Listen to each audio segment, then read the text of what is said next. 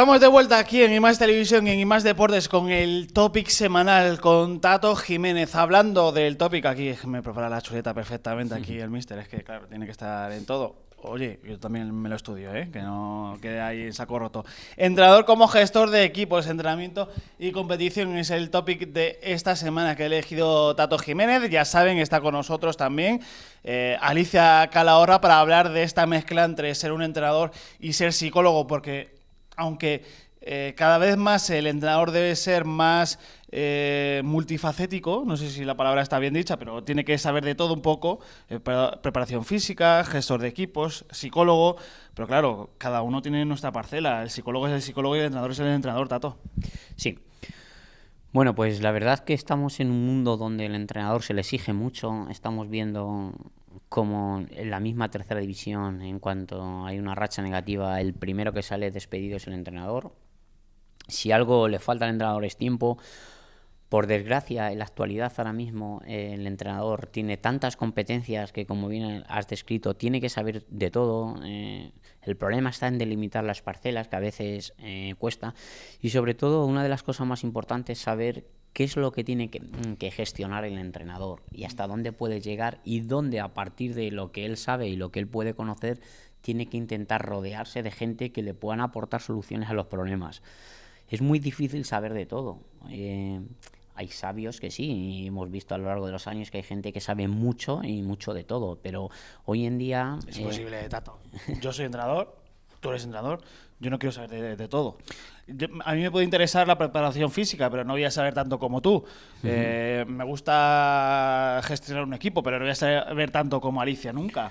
Eso es imposible. Bueno, a ver, al final la experiencia y lo que estudies y lo que vayas incorporando, que es una de las cosas que tenemos que describir aquí, es que el entrenador tiene que incorporar conocimientos a él mismo, porque al final él está solo y al final todas las respuestas a los problemas se le piden al entrenador.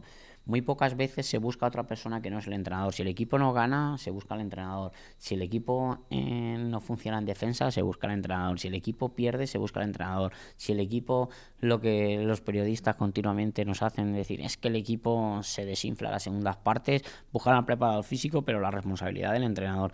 Al final el entrenador tiene que convivir con toda esa dirección de entrenamiento y competición y bueno, y luego tiene que establecer cómo van a ser las dinámicas de trabajo para que, ya que la responsabilidad recae sobre él, pues bueno, él tiene que ser conocedor y sabedor de todo lo que acontece dentro de la práctica y del entrenamiento del fútbol. ¿Qué pasa? Que la gestión de un club no solamente depende del entrenador, tienes diferentes eslabones. A veces el director deportivo puede o no puede estar en consonancia, a veces el presidente puede o no puede estar. Hay tantas cosas que a veces hay demasiadas variables dentro del mundo del fútbol que se nos escapan. Por eso el fútbol es un deporte tan bonito y tan injusto, tan ¿no? injusto y tan dinámico. A veces entras en una racha negativa y nadie explica el porqué, y entras en una racha positiva viniendo haciendo lo mismo, y es muy difícil describir el porqué.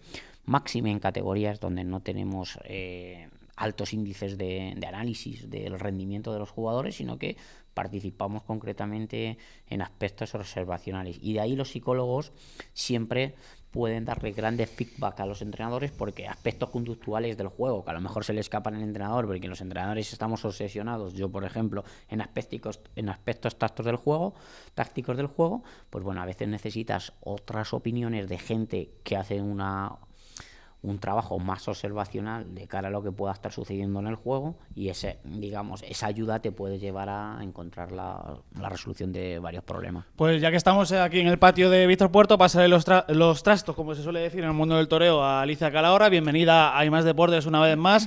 Muy importante lo que dice Tato, de la competencia de un entrenador tiene que saber, ahora, de todo, te enseñan para saber un poco de todo en el curso de entrenador, pero claro, hay algunas partes en las que no llega, es imposible. Así es, bueno, primero muchas gracias por invitarme una vez más, y es cierto que una de las principales competencias que, como mencionas, tiene que desarrollar un entrenador es la gestión eficaz del equipo.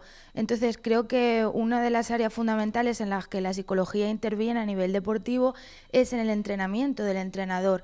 ¿En qué facetas? Concretamente, por ejemplo, en gestión de conflictos, en gestión de frustraciones, en gestión de la organización del equipo, en gestión de la adquisición de roles por parte de los jugadores, incluso en gestión de los propios logros o de las propias victorias.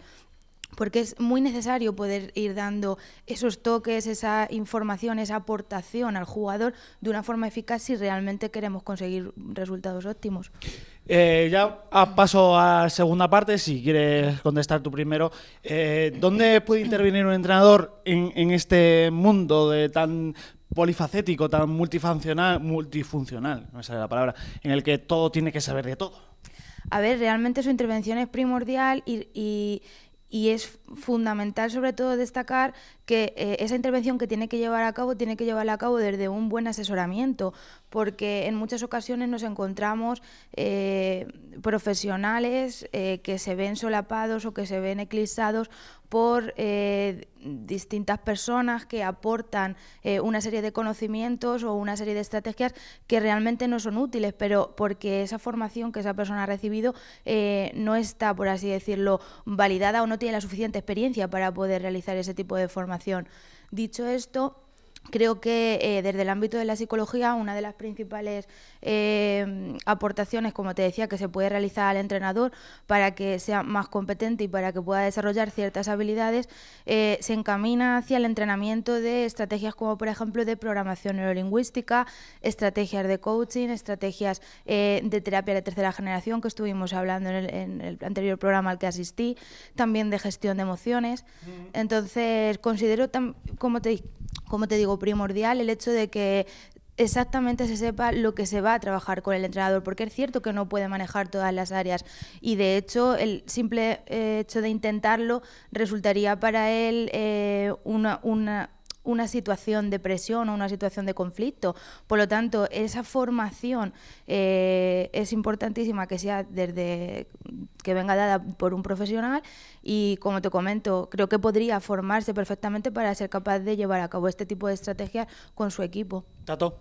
Bueno, pues bueno, Alicia nos habla un poco desde una posición diferente, por ello ella es psicóloga y siempre será un complemento al entrenador. Dentro de los cuerpos técnicos, la figura del entrenador, y máxime, por ejemplo, la Premier League, son managers que manejan todo, es decir, tienen potestad para destituir a los servicios médicos, tienen potestad para cambiar al cualquier organigrama dentro del aspecto deportivo, por supuesto, no hablo a nivel de gestión ni nada a nivel de economía ni nada de eso, sino que ellos tienen un presupuesto y tienen, digamos, unas concepciones y a partir de ahí, pues bueno, ellos intentan gestionar toda la parcela, como hemos dicho, tanto del entrenamiento como de la competición, es decir, todo su grupo de trabajo y sus jugadores tienen capacidad sobre ella. Bueno, como entrenador, pues una de las primeras cosas que tiene que mostrar es su filosofía. Es decir, el entrenador, cuando llega a un club, lo primero que tiene que explicar a sus jugadores cuál es su filosofía de vida y a partir de ahí es cómo es su modelo de juego. ¿Qué pasa? Te voy a hacer una pregunta respecto a eso. Todo el mundo dice que los entrenadores debemos... lo diré, me sale. No debemos adaptar a los jugadores que tenemos para el sistema, pero cada entrenador que llega a un equipo pide un jugador que le gusta, con lo cual ya está más o menos orientando al jugador que le gusta el sistema que a él más le gusta, ¿no? A ver, eso es una dicotomía. Para empezar, yo como no entiendo bien el tema de los sistemas, yo entiendo más el tema Ya estamos. Entiendo más el tema del modelo de juego. La diferencia entre jugar un 4-3-3 con un 4-2-3-1, realmente cuando hay lances del juego habría que ver si hay una realidad real, no solamente una realidad esquemática, porque a veces los jugadores les vas pidiendo cosas que te hagan, que se descuelguen, que no bajan, que sube, que pisa área, en fin. Por eso todo va a influir tanto en el modelo de juego. No sé qué es un entrenador estanco que diga, yo quiero un 4-3-3, el pivote es pivote, no puede moverse de ahí. El medio centro creativo o del medio avanzado solamente puede hacer esto. El extremo que juega como delantero derecho, delantero izquierdo, quiero que sea vertical. En fin, más que un sistema es un modelo. Realmente, yo cuando llego a un club, por ejemplo, hablo de mí de mi perspectiva. Yo lo primero cuando hago un club es que siempre pido participación en la confección de la plantilla. ¿Por qué? Porque al final la responsabilidad cuando el equipo no va sobre quién recae, sobre el entrenador. Es decir, yo siempre intento poner dos principios del juego, que quien me conoce ya lo sabe. Uno es el pressing tras pérdida porque me encanta, y otro es pues intentar hacer el juego canalizar la bola con transiciones rápidas. ¿Por qué? Porque para mí es muy eficaz. Si no puedo jugar por dentro, intento jugar por fuera. Para eso, como tú me dices y me tiras todos los días, me gusta Christopher porque es un jugador que lo veo vertical. Me gusta el jugador que acaban de expulsar del Almagro, ¿no? Del Ciudad Real. Del Ciudad Real. Iván Murillo. Entonces, ese tipo de jugadores me gusta. ¿Por qué? Porque son verticales. Me gusta Ángel Luis, el del Madridejos, también, porque son jugadores. Me gusta Martín. En fin, determinados jugadores que me dan que nos debíamos, que nos dan ese tipo de acciones que te hacen ser diferentes. Entonces creo que te respondo rápido. La pregunta es que yo creo que yo me adapto, pero siempre voy a poner mi modelo de juego. Vale. Dentro de otras cosas, otras competencias que tenemos que tener los entrenadores es saber comunicar. Al final tú puedes saber mucho, pero si no llegas al jugador te quedas en mitad del camino. Saber comunicar no es tan fácil, no es tan sencillo, porque el jugador, hay muy poco jugador que piense que alguna acción la está haciendo mal. Es casi imposible que te lo reconozca. Habrá alguno que sí, pero en su gran mayoría, por mi experiencia, él lo ha hecho bien, ha sido el compañero. Entonces, bueno, el saber comunicar es otra de las claves de las competencias, y luego, sobre todo, dar esa información y saber cuándo hay que darla. Luego, una de las cosas que es muy importante es saber observar. Si tú no sabes observar, no entiendes el juego. Si no entiendes el juego, poco vas a poder hacer para intentar pues cerrar una banda, cerrar por otro lado, intentar crear superiores numéricas en zona de creación. Yo tengo que aprender a saber observar. Pues bueno, estás en ello, te estás formando y esperemos que seas un entrenador con una gran proyección. Oye, esperemos. Sigue. Capacidad de liderazgo. Al final, el liderazgo, Alicia luego, cuando yo acabe la intervención, nos puede ayudar. Al final, el liderazgo es una palabra muy de moda que se utiliza en cualquier mundo. Y yo te puedo contestar de eso de mil maneras diferentes. Para mí, el liderazgo como entrenador es saber influir en los jugadores. Es que en lo que yo creo, que los jugadores crean. Es decir, que me sigan y que crean en lo que yo estoy diciendo, no por el mero hecho de ser el entrenador o ser el director técnico del equipo, sino porque realmente ellos están convencidos de lo que yo digo es la realidad. Para que los jugadores crean, tú le tienes que demostrar que el Tomelloso juega así, así, así, y eso se puede combatir o neutralizar de esta manera. Si el entrenador no trabaja sobre eso, es casi imposible que el jugador te pueda seguir y pueda influir, porque al final, si tú entrenas fútbol, claro, pero tú lo que tienes que hacer es entrenar para ganar. El fútbol consiste en ganar, sobre todo cuando estás a cierto nivel. Porque como hemos visto, si en 4 o 5 partidos no ganas, ¿qué pasa? Dudas y al final el que sale es el entrenador. Y luego también un poquito tenemos que entrenarnos a nivel conductual, que también Alicia ahora nos ayudará en esto. A nivel conductual, ¿qué es lo que tenemos que hacer los entrenadores? ¿Cómo vamos a reforzar a los jugadores? O si en algún caso hay que castigar. Yo soy más de refuerzo que de castigo. No me gusta intentar decirle a un jugador, es que cada vez que te llega el balón al centro del campo la pierdes, porque al final cuando le llegue el balón la va a volver a perder, porque siempre mi dirección hacia él es negativa. Oye, es que cada vez que te llega al centro del campo la pierdes, y el jugador antes de recibir el balón le va y la primera, la voy a perder. Entonces yo soy más de refuerzos, intento decirle, pues mira, la verdad que me ha gustado cómo has estado y tal. Cómo has estado, al final no ha salido la jugada que más o menos teníamos pensado en esta zona, pero oye, creo que cada vez te encuentro más seguro. Le estás empatía se le llama, ¿no? Pues sí, la verdad que sí. Y luego también un poco las vías de comunicación. Hay jugadores que puedes ir directamente a ellos, hay jugadores que tienes que utilizar al veterano para transmitirle el mensaje y luego llevarle tú. En fin, tienes que ser conocedor del grupo, del equipo en donde estés. Avancemos. Segunda parte, ¿dónde puede intervenir más el entrenador? A ver, el entrenador tiene 3 competencias claras y donde más va a influir. Una es en el entrenamiento, porque al final uno tiene que jugar. ¿Dónde más? ¿Al 80%? Claro, uno tiene que jugar, ¿no? Y para jugar tiene que entrenar, y para rendir tienes que entrenar. A veces puedes dejar todo, digamos, un poquito a la deriva y puedes ganar, pero al final eso es finito. ¿Por qué? Porque tú, si dejas todo al azar, al final el azar se vuelve en tu contra. Por lo tanto, una de las claves que tenemos ahora mismo los entrenadores y donde más fuertes tenemos que ser es entrenando. Otra de las cosas, la competición. ¿Qué pasa en la competición? Seguramente cada uno tengamos una opinión sobre lo que pasa en la tercera división, en la segunda B, en la segunda y en la primera. Pero bueno, en la primera, que es los mayores seguidores de fútbol, cada vez que vemos un entrenador durante la competición, la dirección de partidos, no todos los entrenadores son igual. Emery gesticula mucho, Zidane apenas gesticula, Guardiola gesticula y dirige. En fin, Bielsa se da 300 paseos, Lillo lo mismo, se gira. En fin, la dirección de partido es importante. Para mí, en mi opinión, yo lo he aprendido porque al final no me gusta trabajar por imitación. Yo intento no hacer muchos gestos y esparabanes y mostrar decepción hacia mis jugadores porque al final eso crea incertidumbre y crea desprecio. Entonces no me gusta ni gritar, no me gusta ni levantar los brazos, ni me gusta decir vaya que mal lo estás haciendo, porque al final eso se transmite en el campo. Entonces yo soy partidario y si tengo que corregir algo, llamo a un jugador, porque realmente no sé, llamo a un jugador y le digo, oye, mira, ven, acércate, mira, está pasando esto y vamos a intentar solucionarlo, venga, dale que seguro que lo hacemos bien. Otra de las cosas importantes sobre el arbitraje, como podemos ver, hay entrenadores que los expulsan muchas veces, hay entrenadores que acumulan demasiadas tarjetas. Yo intento no influir sobre el arbitraje de manera ostentosa. Sí que a veces hablo con ellos, pero siempre con el respeto y le digo, niña, ¿has visto esto? Sí, ¿no? Y hasta luego intento hablar con los árbitros. No me gusta faltar el respeto ni tampoco que me lo falten. Igual si me lo faltase a mí un árbitro, que lo dudo, los árbitros normalmente no suelen faltar al respeto, aunque los entrenadores cuando nos sacan tarjetas siempre buscamos la responsabilidad del de al lado, pero bueno, yo intento influir con los árbitros de manera más educada y más pacífica. Y luego la última cosa que todavía te falta más, todavía. Sí, la última cosa es la organización deportiva, ¿vale? Dentro de la organización deportiva también tenemos una capacidad importante a la hora del devenir del club. Pásale a Alicia porque, claro, de todo lo que ha hablado Tato, que es que coge la carrerilla y no para, lo más importante son los feedback, porque claro, hay dos clases, los positivos y los negativos.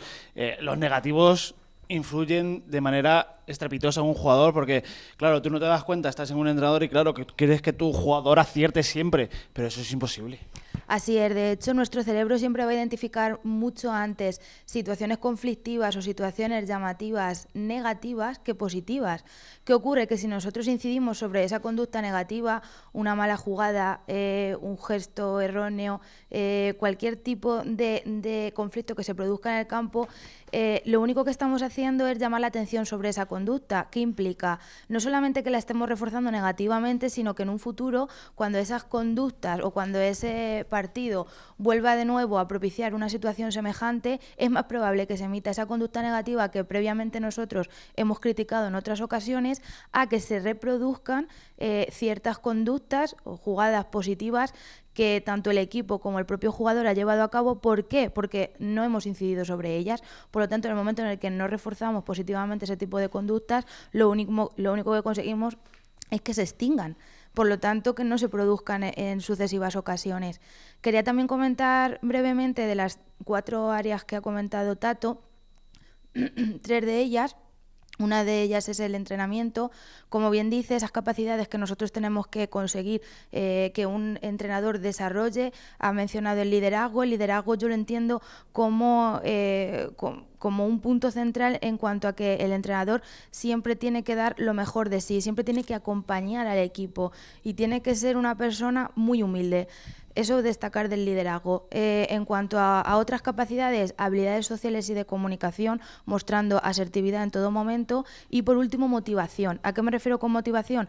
A los tipos de motivación que tenemos. Si nosotros fomentamos continuamente una motivación extrínseca, basada en el estatus, basado en el dinero, basado en las recompensas externas, vamos a ver cómo los objetivos y los logros planteados van a ser poco alcanzables a largo plazo. Tenemos que mantener un equilibrio entre ambas motivaciones, la intrínseca, que es la que consigue que los valores personales del jugador y del equipo se desarrollen de una forma exponencial y que realmente el equipo avance, y tenemos que equilibrarlo, como te comento, con esa motivación extrínseca.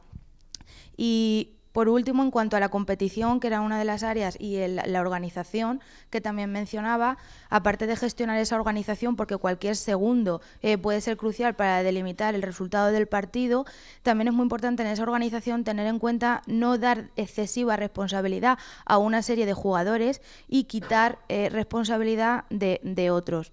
Y por último, en cuanto a la competición, que lo hablábamos también anteriormente, ser capaz de gestionar esa frustración, esa tensión, esa ansiedad que en muchas ocasiones se produce. Vamos a hacer el 3 y el 4, si no te importa, en uno, porque claro, a todo entrenador nos importa que hacer grupos dinámicos y eficaces, pero claro, se necesitan cositas, mister.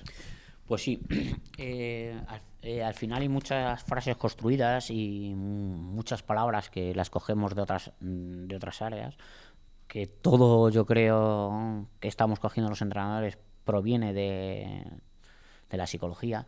De ahí que a veces confundamos términos porque no somos especialistas en ellos.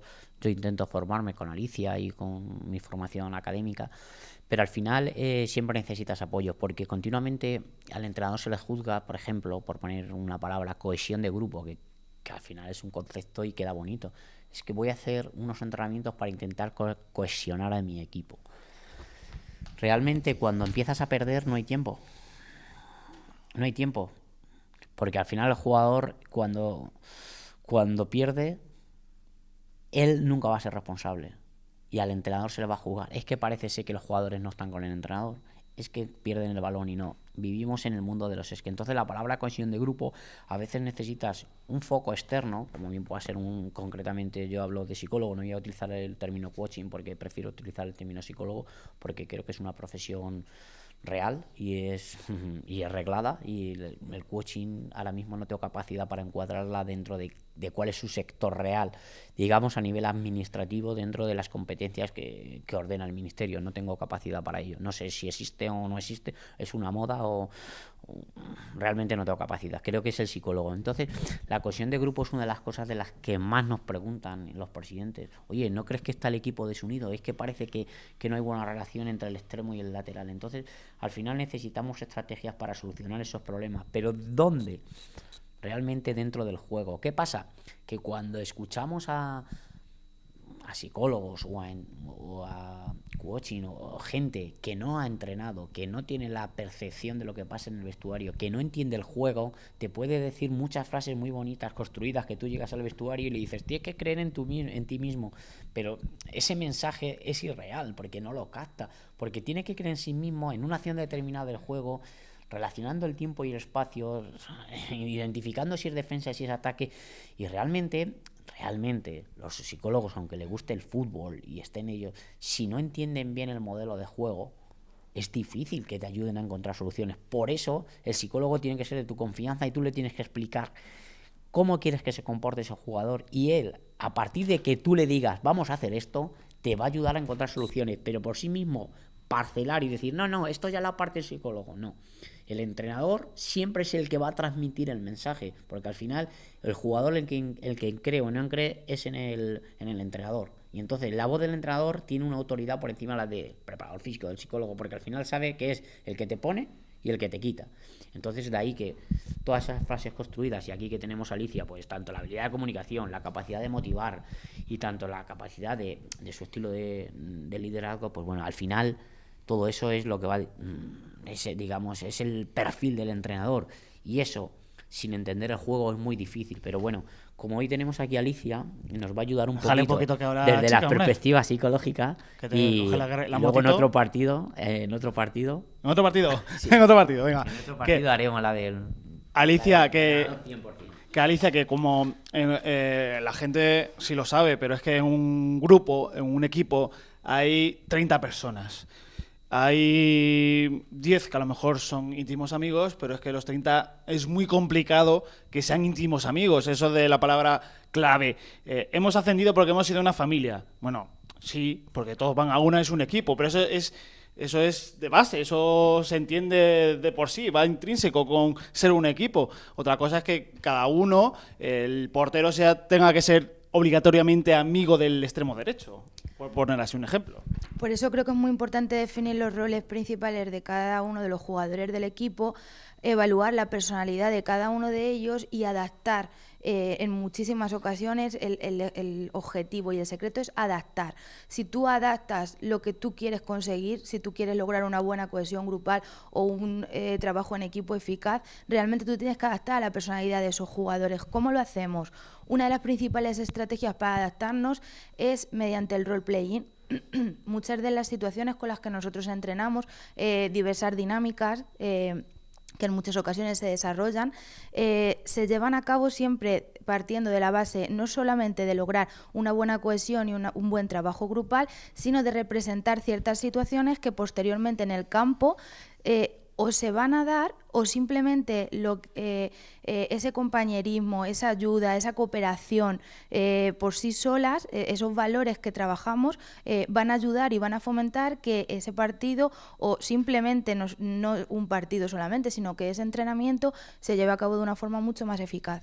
Alicia, muchas gracias por estar con nosotros. Esta es tu casa siempre para este mundo tan amplio de la psicología, en el que nosotros los entrenadores, ya sabes, con vídeos motivacionales, con las charlas estas prepartido, que nos creemos que somos los mejores psicólogos, los mejores motivadores del mundo, pues con vuestra ayuda iríamos mucho mejor, pero claro, nos creemos que sabemos de todo. Tato, cuéntame, ¿qué nos traes la semana que viene? Porque nos traes otro invitado, otro tercer invitado también, ¿no? Pues sí, vamos a traer un tema completamente diferente. Nos vamos a centrar un poquito en la eficiencia del entrenador. Lamentablemente nos vamos a centrar ya en la élite porque los datos son de la élite. Vamos a ver cómo son deficientes nuestros compañeros que están en primera división, los entrenadores, y tenemos que ver cómo el no estar bien asesorado desde el punto de vista cuantitativo, es decir, qué está haciendo ese entrenador respecto a los datos que hay, a veces nos lleva a tomar decisiones erróneas y en contra de nuestro propio equipo.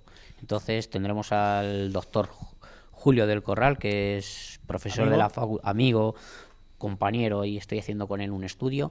Es profesor de la facultad de la Universidad de Castilla-La Mancha, concretamente la Facultad de Empresariales, y bueno, y él es el profesor de Economía del Deporte. Como decía un anuncio muy antiguo, el algodón no engaña, los números no engañan, ¿no? Sí. Escuché a un economista de una gran empresa que hay en Socuellamos, que aprovecho, sé que nos ve, para saludarle. Él sabe quién es, no vamos a hacer publicidad, pero bueno, podríamos hacerla. Él me dijo que el número informa. El número informa. Luego el hombre actúa, ¿no? Exactamente. Que esto ha sido este topic semanal, esta sesión con el que coge la moto y no para de hablar, con Tato Jiménez, que yo le agradezco mucho que esté ahí con nosotros, que sonrían, sean muy felices y disfruten del fútbol y disfruten de la vida. Hasta luego.